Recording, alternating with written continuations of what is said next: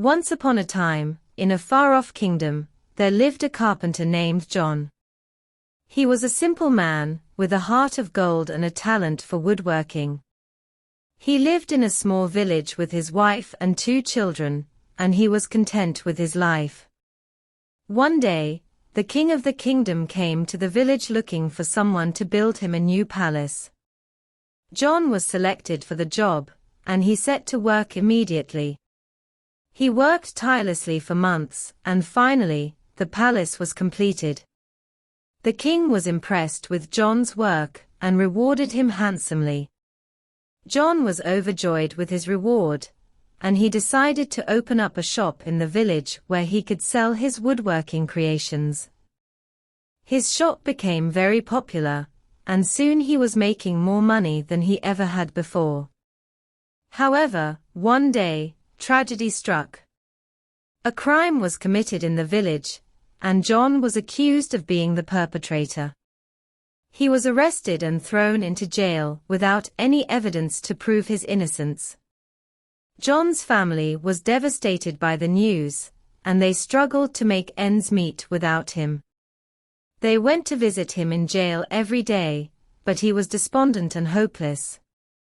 He had lost everything he had worked so hard for, and he couldn't bear the thought of spending the rest of his life in jail. Meanwhile, an old man who lived in the forest near the village had been watching everything that had been happening. He knew that John was innocent, and he decided to help him. He went to the victim of the crime and asked her what had happened. She told him that she had been attacked by a man with a wooden club. The old man knew that John would never use his woodworking tools as weapons, so he went to the forest and searched for clues. After hours of searching, he found a wooden club hidden behind some bushes. It had blood on it, and he knew that it was the weapon that had been used in the crime. The old man went to the authorities and presented the evidence to them. They were shocked and realized that they had made a mistake. They released John from jail and apologized for their mistake. John was overjoyed to be reunited with his family, and he was grateful to the old man who had helped him. He decided to use his woodworking skills to create something special for the old man as a thank you. He spent weeks working on a beautiful wooden statue of the old man, and when it was finished, he presented it to him. The old man was touched by the gesture, and he knew that John had a heart of gold. The story could have ended there, but there was a huge twist. It turned out that the victim of the crime was not actually a victim at all. She had staged the attack on herself in order to frame John. She was jealous of his success, and wanted to ruin his life. When the truth came out, everyone was shocked and horrified. The woman was punished for her crime, and John was hailed as a hero for his bravery and perseverance. In the end, John's shop became even more popular than before, and he was able to provide for his family in comfort and happiness. He never forgot the kindness of the old man, who had helped him, and he continued to use his woodworking skills to create beautiful things for others. The story of John the Carpenter is a heartwarming tale of struggle, justice, hate, and bravery. It shows that even in the darkest of times, there is always hope, and that good will always triumph over evil in the end. The most beautiful heart. One day, in a heavily crowded place, a young man began shouting, "People, look at me.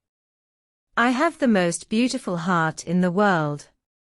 Many people looked at him and were stunned to see his beautiful heart in a perfect shape, without any flaw. It looked quite amazing. Most of the people who saw his heart were mesmerized by the beauty of his heart, and praised him. However, there came an old man who challenged the young man, "No, my son, I have got the most beautiful heart in the world." The young man asked him, "Show me your heart, then." The old man showed his heart to him. It was very rough, uneven, and had scars all over. In addition, the heart was not in shape. It appeared like bits and pieces joined in various colors. There were some rough edges. Some parts were removed and fitted with other pieces. The young man started laughing and said, "My dear old man, are you mad? See my heart. How beautiful and flawless it is. You cannot find even a bit of imperfection in my heart. See yours. It is full of scars, wounds, and blemishes. How can you say your heart is beautiful? Dear boy, my heart is just as beautiful as your heart is.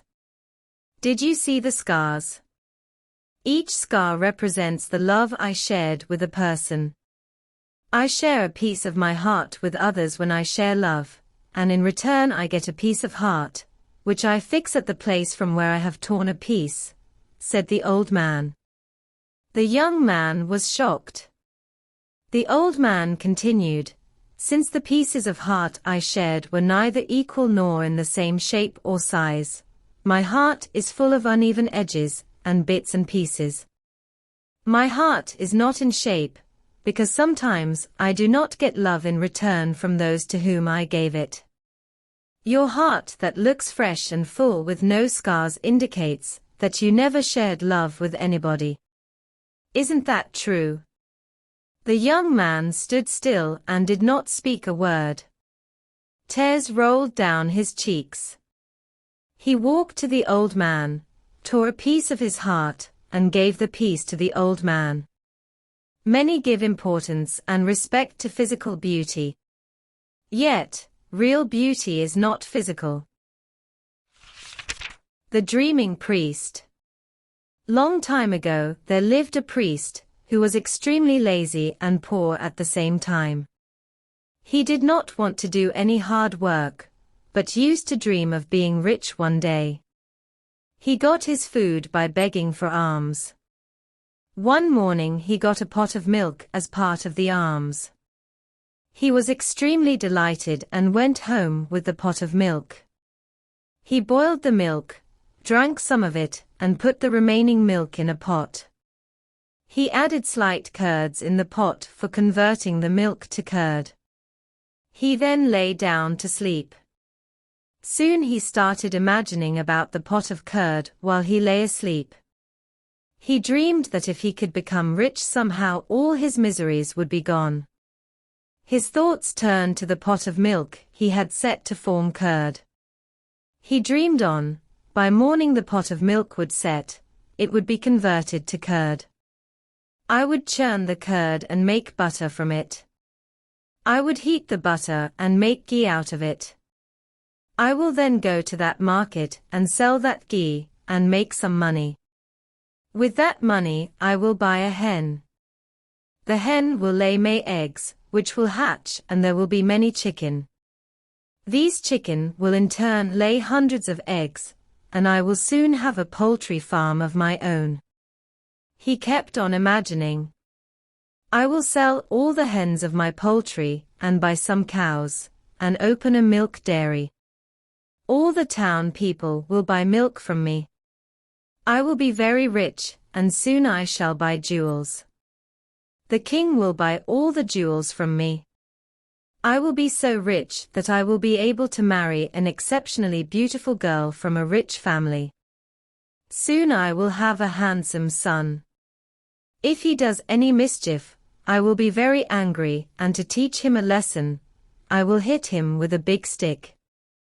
During this dream, he involuntarily picked up the stick next to his bed and thinking that he was beating his son, raised the stick and hit the pot. The pot of milk broke and he awoke from his daydream. The Woodcutter and the Axe. Once upon a time, in a dense forest, there lived a woodcutter named Jack. He was a young man with a heart of gold and a talent for cutting wood. He lived in a small village with his mother and younger sister, and he was content with his life. Jack would go to the forest every day to cut wood, which he would then sell in the market.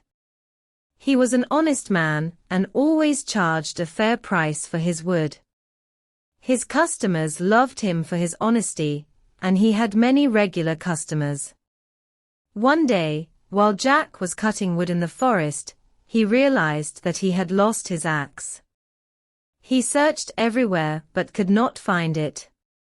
He was devastated because his axe was his only means of earning a living. He went back home and told his mother and sister about his misfortune. His mother was worried about how they would survive without his income, but Jack assured her that he would find a way. That night, as Jack was sleeping, a fairy appeared to him in his dream. The fairy told him that she had seen his plight and wanted to help him. She said that she would give him a new axe, but in return, he had to promise to never cut down any trees unnecessarily.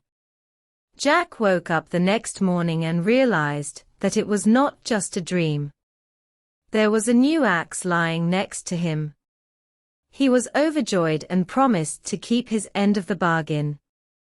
He went back to the forest and started cutting wood with his new axe.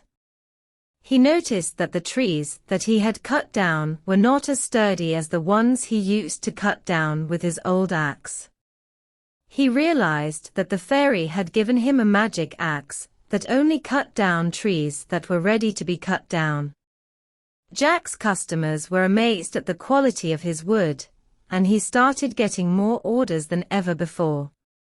His family was happy, and they were able to live comfortably.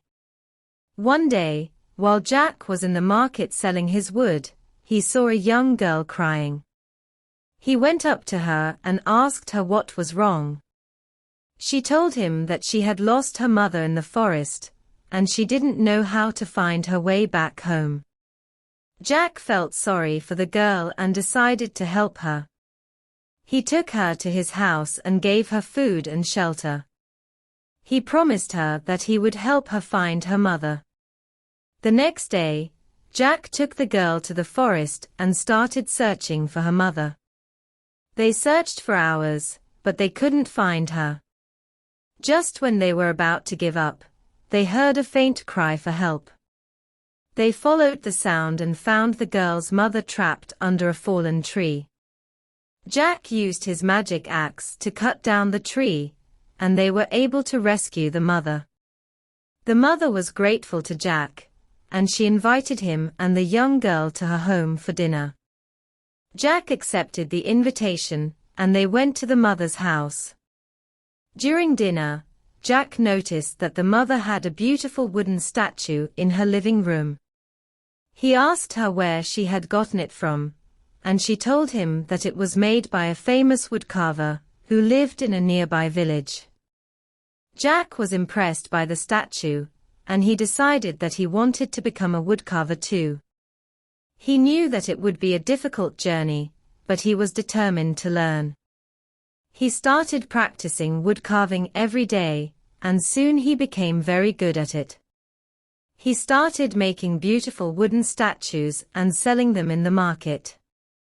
His customers loved his work, and he became very popular. One day, while Jack was selling his wooden statues in the market, he saw a man who looked familiar. He realized that it was the man who had stolen his old axe. The man had been caught stealing and was being punished in the market. Jack went up to the man and forgave him for stealing his axe. The man was surprised and grateful, and he promised to never steal again. The story could have ended there, but there was a huge twist. It turned out that the young girl who Jack had helped was actually a princess who had run away from home. Her father, the king, had been looking for her everywhere, and he finally found her with Jack. The king was impressed by Jack's kindness and bravery, and he offered him a job as the royal woodcarver. Jack accepted the job, and he became very successful. In the end, Jack's family was proud of him, and they were able to live comfortably. Jack had found his true calling as a woodcarver, and he had also found love with the princess. They got married, and they lived happily ever after. The story of Jack the Woodcutter is a heartwarming tale of struggle, love, and perseverance. It shows that even when life throws you a curveball, you can still find a way to succeed if you have a kind heart and a determined spirit. A rich man and his son. A rich man's son was graduating college. For months, the son was asking his father for a new car, knowing that his father had more than enough money. When graduation day came, the young man's father called him into the study. The father handed him a wrapped gift and congratulated him about his graduation and his achievement. Looking disappointed, the son opened the gift to find a lovely, leather-bound journal, with the young man's name embossed on the cover. He angrily raised his voice, threw down the journal and stormed out. The young man had not seen his father since graduation day. He became successful and was wealthy like his father, with a beautiful home and family. He came to realize his father was aging and it may be time to put the past behind them. Just then, he received a message that his father had passed, and he had to return home to take care of the estate. As the morning sun regretfully returned home, he began searching through his father's important papers, and saw that still new journal, just as he had left it. He opened it, and as he flipped through the pages a car key dropped from the back of the journal. A dealer tag was attached to the key that read "Paid in full." Wherever this car takes you, write about it to remember it forever. Love, Dad. Moral of the story. No matter what you expect, be grateful for what you are given. It may be more of a blessing than you think. If you found value in this story, please share so we can make more. Thank you.